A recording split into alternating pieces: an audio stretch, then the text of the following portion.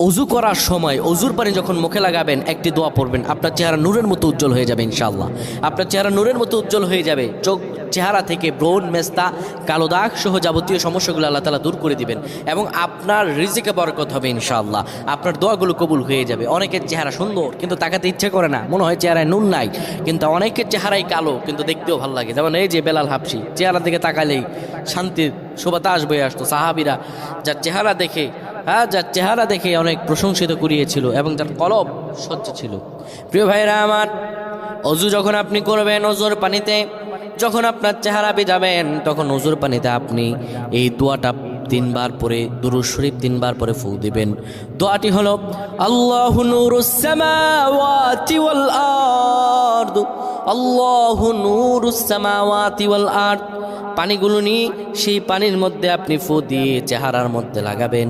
আমার আল্লাহ রাব্বুল আলামিন